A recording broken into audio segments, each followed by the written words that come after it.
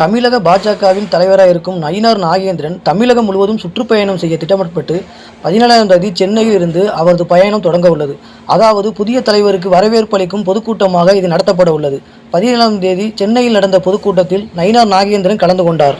பாஜகவின் முக்கிய நிர்வாகிகள் அனைவரும் கூட்டத்தில் பங்கேற்றனர். கூட்டத்தில் பேசிய முன்னாள் துணை மேயரும் பாஜகவின் முக்கிய நிர்வாகியான கராத்தே தியாகராஜனின் பேச்சு ஏகத்துக்கும் பரபரப்பை ஏற்படுத்தியுள்ளது.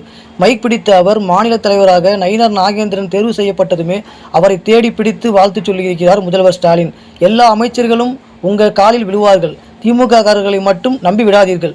அண்ணாமலை போல அவர்களுக்கு பாவ மன்னிப்பு வழங்கக்கூடாது என நயினார் நாகேந்திரனிடம் வலியுறுத்தி கூறினார்.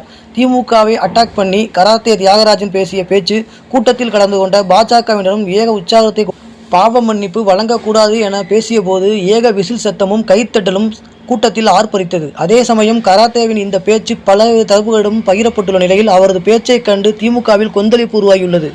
பாஜகவின் தமிழக தலைவராக பொறுப்பேற்றுள்ள நயினார் நாகேந்திரன் கட்சி ரீதியாக முக்கியமான சில நடவடிக்கைகளை எடுக்க உள்ளதாக சொல்லப்படுகிறது. கட்சி ரீதியாக எந்த தலைவர் வந்தாலும் தனக்கு ஏற்ற நிர்வாகிகளை நியமிப்பது வழக்கம். அதாவது கடந்த தலைவர் நியமித்த நிர்வாகிகளை மாற்றுவார்கள். அந்த வகையில் நயினார் நாகேந்திரனும் அண்ணாமலை நியமித்த நிர்வாகிகளை மாற்ற உள்ளார். அண்ணாமலைக்காக பணியாற்றிய கட்சியில் மற்ற தலைவர்களை மதிக்காத சில நிர்வாகிகளை கூண்டோடு தூக்கும் திட்டத்தில் நயினார் நாகேந்திரன் இருக்காராம். அதோடு ஜாதி ரீதியாக பரவலாக பல தரப்பினருக்கு பதவி வழங்கவும் நயினார் நாகேந்திரன் முடிவு செய்துள்ளாராம். ஒரு சிலர் இன்னமும் முன்னாள் தலைமைக்கு விசுவாசமாக இருப்பதால் அவர்களை தூக்கும் திட்டத்திலும் நயினார் உள்ளாராம். சென்னையில் ரவுடிகள் பலர் கட்சியில் சேர்ந்ததாக புகார்கள் உள்ளன. இதை கணக்கெடுப்பு மேற்கொண்டு சரி செய்ய பலர் நீக்கவும் நயினார் திட்டமிட்டுள்ளாராம். பாஜகவின் பல வருட திட்டம் பூத் கமிட்டி அமைப்பது. அண்ணாமலை காலத்தில் பூத் கமிட்டிகள் அமைக்கப்படவில்லை. இந்த நிலையில் 2026 லோக்சபா தேர்தலை மனதில் வைத்து பூத் கமிட்டி அமைக்கும் பணிகளை வேகப்படுத்த உள்ளாராம் நயினார் நாகேந்திரன்.